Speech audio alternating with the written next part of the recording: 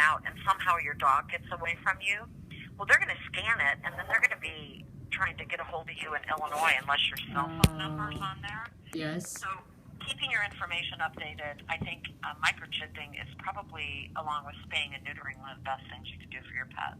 Okay. Do you guys have pets at home? Yes. Yes. Yes. Yeah. When you get home, ask them what their name, address, and phone number is and see if they can tell you. Oh. Do you think they can? No, can they? Yeah. Well, that's why identification is important. Yeah, because they can't tell you. Okay. I live at 1122 Boogie Boogie Avenue. They can't say that, can they? No. Good point. So, Claire, any other questions? One more. How many animals can you hold? How many animals can we hold? Yes. Okay, so we have 33 runs in our dog area. Plus, we have 4 in what we call isolation here at the shelter. And then we, at our spay-neuter clinic, I think we have about 8 to 10 runs in our quarantine. So all animals come through our clinic, and they are released there before they come here. So that way, if they're sick or something, we catch that before they come here. So our capacity when we are completely full at the shelter would be 33. And then that depends if we have litters of pups. So let's say we have litters of pups out in foster. We could have 33 adult dogs here, and we could have mama and pups in maybe 3 different homes. And then for cats, it's kind of funny, but we know how many cats we can have per square foot in each room. Oh, isn't that funny? Like, Yes. One of them out like 11.2. Like that must be a fatter cat or a more curvy cat. So the reason we do that is because you could pack a bunch of cats in a room, and some shelters do that. We don't. If you did that, what it does is it causes stress, and stress causes sickness, and then you end up with sick animals that you can't adopt. So then you're not adopting any cats. So then cats are getting euthanized at other shelters because you aren't adopting cats, and then you're spending a lot of money treating cats.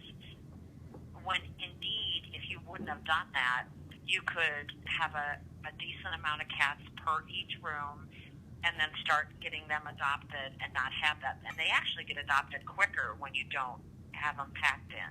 Oh. So we usually run about 100, 120 cats, and then kittens in foster care. And I believe right now we have over 30 kittens in foster care.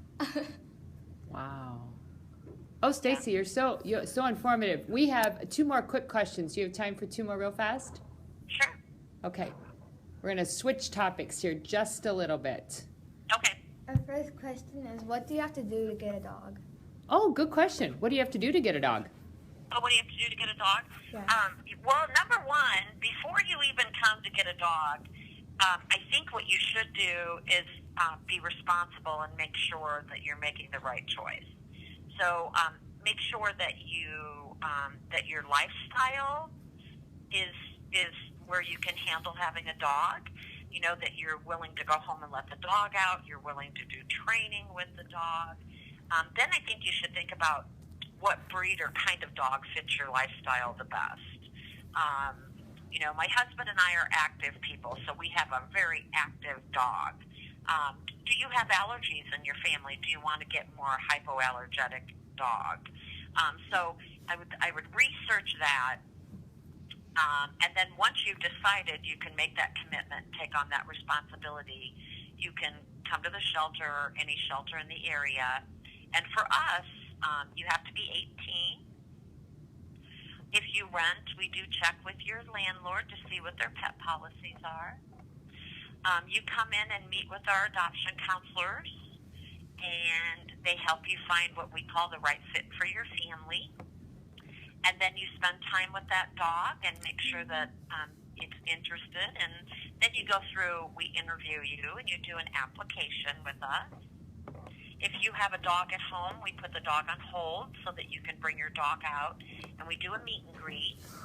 If you have a cat at home, we test the dog that we have to make sure it's kitty safe, and then we just tell you to do a slow introduction when you get home, and then you actually can adopt the same day. So it's $100 to adopt a dog. They're spayed or neutered. They're current on all their vaccinations. They're microchipped, heartworm tested, and they've had a full veterinarian exam. It was a great answer. Okay, I think they have one final question. Cool. Have you ever seen a dog in dog fighting? Have you ever seen a dog in dog fight that's been in a dog fight? Yes, unfortunately I have. That's sad. Do you want me to go any further on that one? Sure. How many have you seen? I've seen a few. One of the things, I've been here for 15 years, and one of the things that I try to do is not cry in front of an animal. Oh. Because I think they can sense it. Unfortunately, some of the things that we see here are absolutely heartbreaking. And you really have to try to put your emotions in check if you can. A lot of people that work in our jobs, people think that we have these warm, fuzzy jobs where we play with animals. And you know what? We do. And we get to do things like this, like talk to you and educate people, and we get to see wonderful adoptions. But we also get to see things that are absolutely heart-wrenching, that sometimes are hard to get out of your mind. And so we have something in our jobs called compassion fatigue. And what can happen with us is we can get really tired and can start to have issues with the things that we see and kind of lose sight, and have those bad things that we see be the first thing that we think of instead of all the wonderful things that we see. So one of the times that I did see that, it disturbed me so badly, and I won't get into detail with you, but it disturbed me so badly that when I went to leave, after that incident, when I went to leave the shelter, I got in my car and just started sobbing. And I felt like I couldn't even drive. And so I had to have my husband come, and I'm the most wonderful husband in the world. And I called him, and he came and he picked me up. It took me a long time to try to take that image out of my head. So what I had to put in my head instead was what we did to help that dog. Mm. So instead of me remembering what I saw when that dog came in, what I had to remember was what we did to help that dog, how our staff reacted to it, how compassionate and kind and giving they were, what our veterinarian did to save that dog's life. So that's what I had to think about. So that you take that incident, and instead of it being what it originally was to me, now it's a very proud day for me, because I know what we did. And I know that with the support of our community, because we rely on donations, here our budget's about $1.4 million. I know that we can continue to help animals, and that we do the best job we can. Stacy, that's it. Oh, go ahead. I'm sorry. That okay? I don't really want to get into details on that one, but that's how I feel about it. Well, and I feel like your answer there just really, for the girls, I hope they catch the whole gist of what you're saying, because your bottom line from your very opening statement to your ending one, I mean, the compassion that your organization has just came through in every single one of your answers. So I think that would be a total theme of what you are and what you do. Well, thank you. And if you ever have a chance to bring the kids here, or if I can schedule to come see them, next year or something, I would, love to come spend, some time and bring a dog out or a kitty and hang out for a while.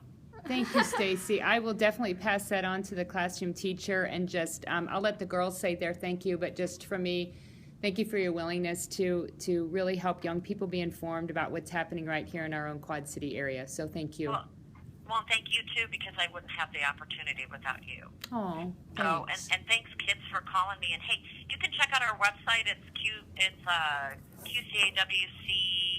qcawc.org. And I don't know if you have access to Facebook, but you can check out our Facebook page too. Okay. Girls, do you have any final comments, words of thanks?